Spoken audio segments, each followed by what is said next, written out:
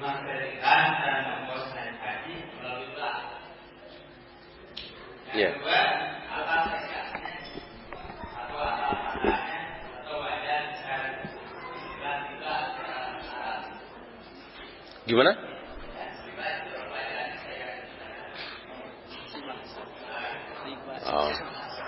Riba secara bahasa bertambah yang tidak jelas. Seperti tadi, uang saya yang dipinjam oleh si fulan itu 1 juta, tiba-tiba saya dapat 1 juta lebih. Lebihnya itu riba, kan nggak jelas. Bukan karena jual beli, bukan karena upah, gitu. Kemudian tentang kredit, hukum asal kredit halal. Hukum asal kredit halal. Aisyah membeli budak bernama Barirah itu dicicil, tidak langsung. Kan kredit. Kredit cicil kan? Boleh. Yang tidak boleh karena kredit harga jadi naik. Itu yang terkena sabda Nabi, wala tabi'u bai'ataini fi bai'atin. Jangan engkau menjual satu barang dengan 2 harga. Atau dengan kaidah bahwa memanfaatkan piutang, mendapat manfaat keuntungan dari piutang itu riba. Ya. Antum punya utang sama saya 1 juta. Selagi belum lunas, saya dapat manfaat dari rumah antum, mobil antum, motor antum, ya. Ini pun riba. Allahu a'lam. Silakan.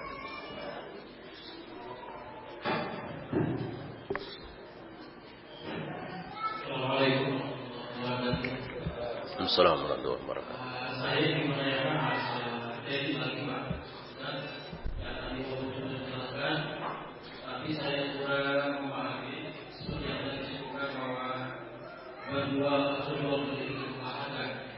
Kalau seorang yang posisinya melakukan kredit memiliki barang pada sekarang, tapi dia menjual atau meminta satu barang itu mengatakan barang ini harganya 400.000. Nah, tentu yang diinginkan adalah harga lebih, seperti dengan angsuran setahun jadi 200.000 dengan cara berminggunya mungkin 20.000 berminggu dan mengatur. Ini termasuk dalam kisaran Pak? Tidak. Asal satu harga. Pak, saya jual ini 600.000. Orang-orang 300, 400, saya jual 600. Cuman kalau beli sama saya, boleh nyicil kredit. Berapa? 600. Saya mau cash berapa? Ya 600 juga. Itu boleh. Tapi kalau ditawarkan 2, kalau mau nyicil jadi 600, kalau kuntan jadi 400, itu yang riba. Ya. Nah, jadi barangkali antum ada yang tukang kredit, ya. Dari Tasik Garut ya kan dekat ya. Udah satu harga saja. Saya kira kredit orang-orang Tasik itu yang di Jakarta itu satu harga ya. Halal insyaallah. Orang penanya lagi.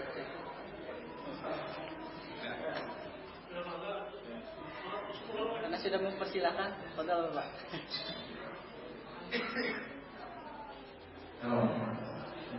Assalamualaikum warahmatullahi wabarakatuh.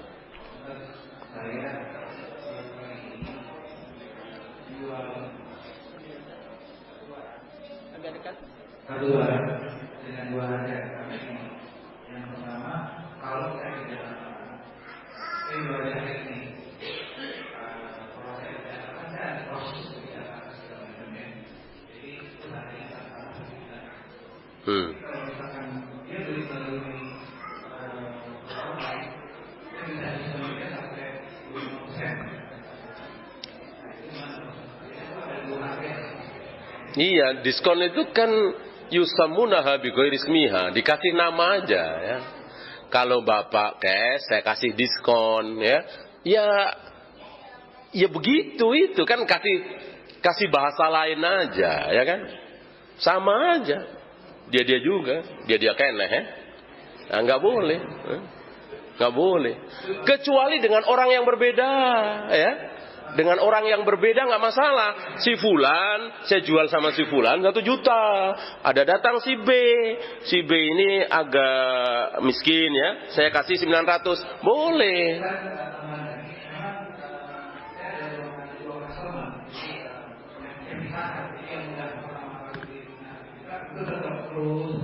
Ya nggak masalah, nggak masalah. Yang penting jangan ditawarkan kepada orang yang sama.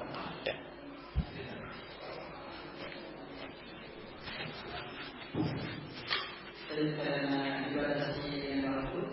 Dan pertanyaan melalui tulisan juga banyak yang kita pilih yang mewakili. Yang pertama pertanyaannya adalah apakah bagi syariah yang sedang marak sekarang ini sudah sesuai dengan aturan syariah atau sedang dilakukan? Mohon penjelasan. Jawabannya bisa seharian, mungkin seminggu itu. Kan bank syariah itu banyak, ya kan? Produk-produknya juga banyak. Yang mana yang ditanyakan? Nggak bisa ya. Harus rinci yang mana nih, gitu. Yang mana? Kan nggak bisa dengan kasih nama syariah lalu selesai jadi halal semua, kan nggak bisa. Nama kan tidak bisa merubah hakikat. Seperti saya contohkan, saya ketemu dengan seorang wanita cantik, saya ajak salaman, dek, mulai sekarang kamu jadi istri saya ya. Boleh bang, saya jadi suami kamu ya, deal. Apakah saya sama dia jadi suami istri? Tanpa wali, tanpa saksi. Ya kalau mahar gampang lah, kasih berapa ratus ribu ya kan. Tanpa wali, kan gak bisa. Saya ngomong ke orang-orang, ini istri saya barusan nikah ya di tikungan situ ya. Gak bisa kan. Gak bisa begitu. Jadi hakikatnya jangan nama syariah islami. Ya gak bisa, hari ini di islami semua. Pacaran islami. Ya, ntar lama-lama panti pijat islami, ya, zina islami, rusak. Terus. Pertanyaan berikutnya adalah aktivitas saya sekarang sebagai seorang yang disuruh atau menjadi mediator properti. Bagaimanakah seharusnya saya mengambil keuntungan sesuai syariat atau aturan Islam? Berarti itu apa? Calo ya? Calo halal, asal upah saja. Upah saja. Kalau saya membikin rumah ini laku 1, saya dapat berapa? 5 juta misalnya, 7 juta misalnya. Boleh. Jangan menaikkan harga di luar pengetahuan si yang punya barang. Kecuali mempersilahkan. Pokoknya rumah ini dari saya 100 juta. Antum mau jual berapa? Pokoknya saya dapat 100 juta. Tentu boleh. Yang tidak boleh kayak tadi. Jadi tidak diberi wewenang oleh yang punya barang, kita kasih harga sesuka-suka kita, padahal itu belum kita beli, belum milik kita. Ya. Terus. Bagaimana menurut hukum Islam tentang gadai atau penggadaian Islam? Gadai dalam Islam atau rohen atau borak tujuannya adalah untuk jaga-jaga. Misalnya fulan ngutang sama saya 5 juta. Saya kasih 5 juta. Tapi kan saya takut kalau dia nggak bisa kembaliin gimana?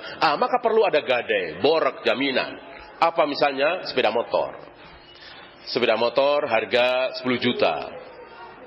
Nanti di waktu yang sudah ditentukan dia janji mau bayar ke saya tanggal 15 Ramadan misalnya. Pas tanggal 15 Ramadan dia belum ada uang. Sementara perjanjian sudah ditentukan, saya berhak, bukan wajib ya, berhak untuk menjual motor tersebut. Laku berapa? 9 juta. Saya ambil 5 juta, yang 4 juta saya kembalikan kepada dia. Gitu. Ini motor, sawah bisa juga, mobil bisa juga. Manfaat dari gadai itu tetap milik yang punya. Kan tujuannya buat jaga-jaga. Bukan untuk dinikmati, bukan untuk dimanfaatkan. Tujuannya untuk jaga-jaga. Ya. Sawah, gadai sawah, ya itu tadi. Kalau utangnya belum bisa bayar di tanggal yang sudah ditentukan, sawahnya dijual. Ambil uang dia, misalnya 5 juta tadi. Bukan sebelum dia bisa bayar utang, maka sawah itu menjadi hak saya untuk mengelolanya, untuk menanamnya. Tidak boleh, itu bagian dari riba. Mengambil manfaat dari piutang. Itu inti riba di situ. Mengambil manfaat dari piutang. Itu ribanya Abu Jahal Abu Lahab. Ya. Kemudian apakah diperbolehkan transfer uang melalui bank konvensional? Transfer. Boleh untuk memudahkan, ya. Boleh untuk memudahkan.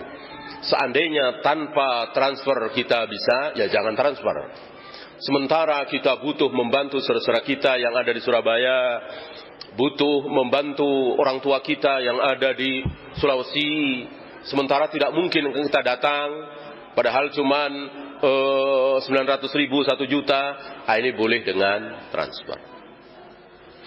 Kemudian jika kepala rumah tangga meminjam uang dari bank, apakah keluarganya juga mendapat jatah karena menikmati hasil pinjaman itu, walaupun mereka tidak menginginkan? Saya pernah tanyakan pertanyaan semakna ini pada Syekh Salim bin Eid Al-Hilali waktu memberikan daurah di Surabaya. Beliau menjawab, makanlah jika tidak ada jalan lain. Jadi istri, anak-anak masih kecil, makanlah jika tidak ada jalan lain. Tapi seandainya ada jalan lain, misalnya dia punya penghasilan sendiri atau punya tabungan, maka jangan memakan hasil riba.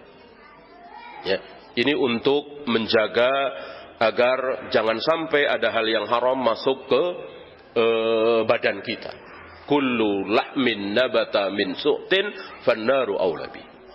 Setiap daging yang tumbuh dari harta yang haram, maka tempat yang paling pas adalah neraka. Waliyadzubillah. Terus. Kemudian berikutnya, saya apakah termasuk riba atau tidak jika jualan online dengan kopi rokok dagangan orang untuk dijual lagi tanpa sesuatu yang punya? Ya sudah kita bahas, ya kan? Sudah selesai kita bahas. Itu kan barang orang, tidak boleh menjual barang orang. Kalau mau minta izin sama yang punya barang, Pak, barang Bapak kan banyak nih, saya bantu jualin, boleh nggak? 1 unit saya dapat 100.000 misalnya. Oh boleh, nah, halal. Minta izin kalau menjualkan. Kalau tidak minta izin, langsung kita jual, tawarkan ke orang-orang, ini haram. Kalau mau beli dulu. Beli 1, 2, 5, 10, lalu kita iklankan. Terus. Berikutnya, misalnya kalau terjerumus meminjam uang riba dengan jumlah 200 juta selama 3 tahun. Sekarang telah hampir setahun berjalan. Dan anak telah menyadari dan anak ingin berlepas darinya. Tapi anak belum mampu membayar semuanya. Apakah boleh anak menyelesaikan pembayarannya dulu sampai tuntas sebelum anak bisa menyelesaikannya sekaligus? Jual apa yang kita punya. Jual apa yang kita punya. Mungkin antum punya mobil, rumah, ya. Punya mobil wajib nggak? Punya mobil wajib nggak? Nggak wajib. Punya rumah? Nggak wajib juga. Kontrakan banyak, ya. Kecuali nggak ada kontrakan, ya. Seperti di mana kalau nggak punya rumah berarti di bawah jembatan. Oh, insya Allah banyak kontrakan murah-murah, ya kan. Jadi kontraktor, ya. Maka tidak wajib punya rumah. Sementara melepaskan diri dari jeratan riba wajib. Rumah antum kalau dijual laku 300 juta, bahkan 200 juta, jual buat lunasi beres. Nah, tinggal antum usaha lepas dari riba, nikmat. Walaupun ngontrak, insya Allah Allah akan ganti. Ya, man taraka syai'an lillah awadahullahu lahu khairan minhu. Barang siapa yang meninggalkan sesuatu karena Allah, maka apa? Allah akan ganti yang lebih baik. Antum tinggalkan rumah yang harga 200 juta demi apa? Demi taat kepada Allah, melepaskan diri dari riba. Insya Allah Allah akan ganti yang lebih baik. Ini janji Allah. Innallaha la yukhliful mi'ad. Allah tidak akan pernah ingkar janji. Pegang ini. Ya, jangan takut. Takutlah terhadap neraka. Terus.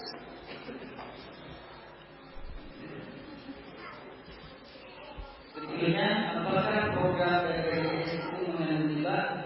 Apakah kita harus mengikuti BPJS bila perusahaan mengirimkan BPJS bagi karyawannya? Apa itu BPJS? Terangkan dulu. Ya, kalau itu sama saja dengan asuransi, ya haram, judi kan?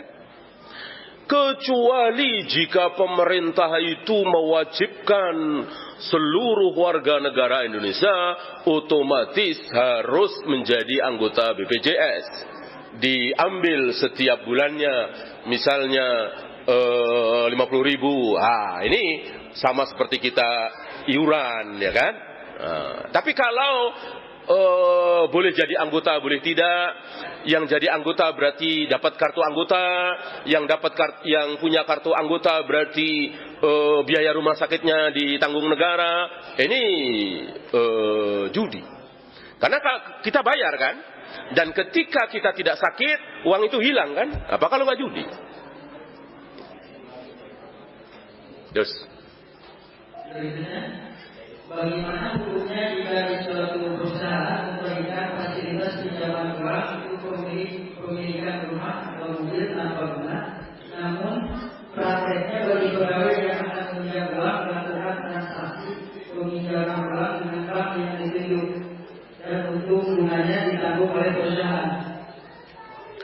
Kalau urusan itu urusan perusahaan, ya biar perusahaan yang menanggung dosanya. Pokoknya saya dibelikan mobil seharga 100 juta, dipotong gaji tiap bulan 10 juta selama 10 bulan. Perkara perusahaan ngambil mobilnya dari mana, caranya gimana, bukan urusan kita. Ya. Berbeda kalau si perusahaan nyuruh sama kita, pengen mobil, udah sono ke bank. Gitu. Ke bank nanti sekian, nanti bunganya sekian, bunganya kami yang nanggung. Tentu ini ta'awun. Jangan. Tapi sekali lagi, kalau itu urusan perusahaan, kita tidak tahu menau, maka yang menanggung dosa ya si perusahaan itu. Terus. Bagaimana dengan korupsi? Apa? Korupsi itu kan ada perjanjian dengan si pemilik barang. Jadi dia sebagai panjangan untuk menjualkan barang dari perusahaan. Diketahui oleh si pemilik barang. Enggak masalah kalau diketahui. Ya, dan dia harus amanah ya. Misalnya pemilik barang mengatakan jual satunya 100.000, kita tidak boleh menaikkan. Dan tidak boleh menurunkan, harus amanah. Gitu. Barang yang terjadi transaksinya itu setelah dropship itu barangnya tidak sampai ke tangan si dropship itu dulu, jadi dari perusahaan langsung ke pengusaha. Ya itu kan masalah teknis. Masalah teknis kan? Masalah teknis. Kecuali bohong. Ini barang saya kirim kemana nih? Alamatnya ini. Lalu saya telepon perusahaan, tolong nanti kasih nama saya ya. Kan bohong. Kan yang ngirim perusahaan itu. Kenapa jadi nama kita? Bohong kan? Bohong dosa. Bohong yang boleh cuma 3 itu nggak termasuk kan? Antum tahu insya Allah bohong yang boleh. Berikutnya, bagaimana cara pembagian keuntungan atau kerugian dalam pertanian yang bekerja sama, satu pihak memberi modal, satu pihak bagi mengolah? Umumnya 50-50, umumnya. Saya punya modal, tapi nggak punya keahlian. Si fulan punya keahlian, saya punya modal. Hasilnya bagaimana? 50-50. Mungkin bisa menjadi 60-40 karena saya selain punya modal ada keahlian juga yang saya salurkan. Gitu. Umumnya 50-50 ya. Tetapi menjadi 60-40, menjadi 70-30 bisa. Dan itu dengan perjanjian. Ya. Bagi hasil dan bagi rugi. Kalau ada untungnya bagi bersama, kalau ada ruginya tanggung bersama. Terus. Bagaimana hukumnya menyimpan uang riba? Secara umum ini tidak dijelaskan uangnya dan bunganya tidak diambil. Jangan tidak diambil ya. Sebab kalau tidak diambil tadi, jadi diputarkan lagi dosa itu. Maka diambil, dimanfaatkan untuk kepentingan kaum muslimin tadi. Tetapi itu ya sekali lagi darurat. Ya. Apabila tidak menabung di bank kok masih bisa, ya. Laci antum Bangsa 50 juta, 100 juta masih muat nggak laci? Ya. Kalau masih muat kan, kecuali 5 miliar nggak muat kan laci antum kan? Bolehlah. 10 juta, 15 juta masih muat, di bawah bantal juga masih. Kayaknya lebih aman itu ya. Kan banyak perampokan itu justru keluar dari bank kan, ngambil sekian, kan orang lihat. Kalau kita keluar rumah bawa uang 50 juta, pakai kantong resek, ada orang tahu nggak? Ya, di atasnya kasih gorengan gitu kan. Orang cuek aja, aman kan? Itu kecuali darurat. Pertanyaan berikutnya, apakah yang melakukan riba dan adakah bank yang tidak mempraktikkan riba? Kalau bunga ya riba. Bunga itu nama lain dari riba. Nama dari Allah dan Rasulnya itu riba. Dikasih nama oleh kaum muslimin hari ini, nama yang bagus, yang harum, yang indah, yang disukai wanita, yaitu bunga. Ya, nama dari Allah dan Rasulnya riba. Jadi bunga ya riba, riba ya bunga. Maka nggak ada bunga yang tidak riba.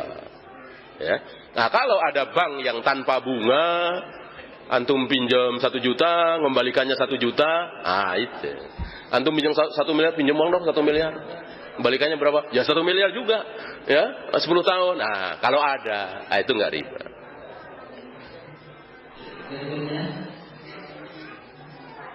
Bismillah, saya seorang pedagang. Kalau menjual ke orang lain dengan harga sekian, tapi kalau menjual ke masyarakat dengan harga sekian yang lebih murah, apakah itu masih riba? Tadi sudah kita singgung, dengan orang yang berbeda nggak masalah.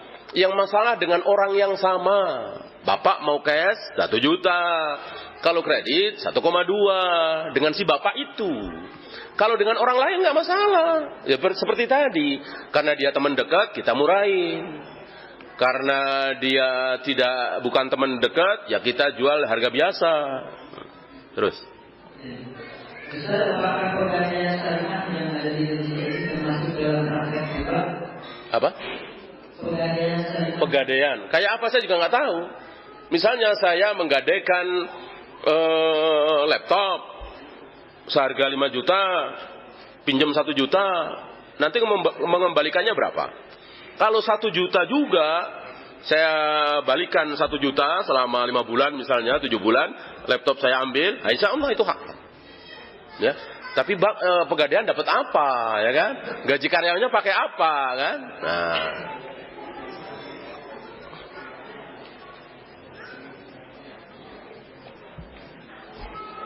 Terus, habis. Anak mau nanya, anak seorang agent properti, mau nanya bagaimana hukumnya bila kita mengarahkan secara pribadi untuk melakukan transaksi pembelian dengan lewat KPR, baik rumah atau tanah dan lain-lain. Ada bunganya? Apakah komisi yang didapat anak itu hukumnya halal atau haram? Pertama, ada bunganya apa tidak KPR? Saya kira ada ya. Kalau ada berarti kita ta'awun. Wala ta'awanu 'alal itsmi wal 'udwan. Jangan kalian bertolong-tolongan dalam hal dosa. Jadi ada orang mau dapat riba, kita tolongin. Mengarahkan kan nolong. Nggak boleh. Hasilnya haram. Sesuatu yang haram hasilnya haram. Ya, kalau mau ya, ini silahkan beli rumah ini sekian. Silahkan bayar. Gitu. Habis.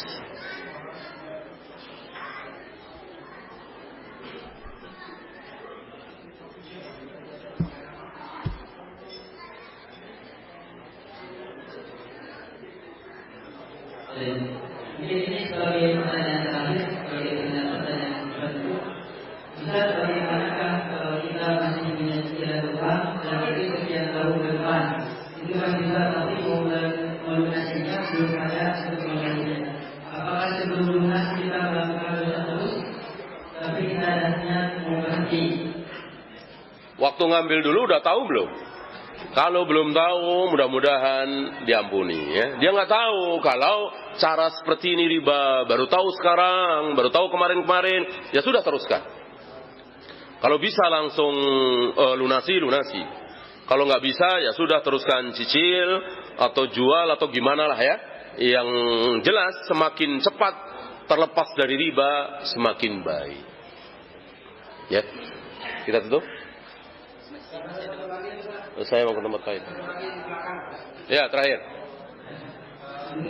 Saya juga ada beberapa.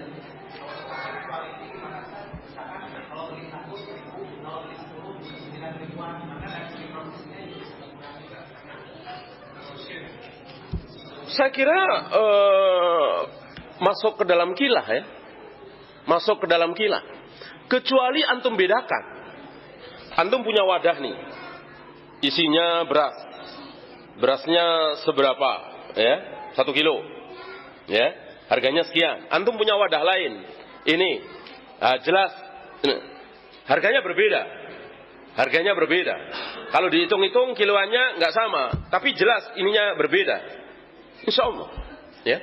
Tetapi kalau antum bilang dapat beli satu, dapat sekian, itu jadi berkilah kan? Seperti yang ditanyakan bapak tadi. Ya, yusammunaha bighairi ismiha, memberikan nama dengan yang bukan namanya. Allahu a'lam. Ya, mohon maaf saya harus ke tempat lain. Mudah-mudahan bermanfaat apa yang kita bahas sedikit ini. Yang benar dari Allah, yang salah dari saya. Kita tutup. Subhanakallahumma bihamdika asyhadu an la ilaha illa anta astaghfiruka wa atubu ilaik. Assalamualaikum warahmatullahi wabarakatuh.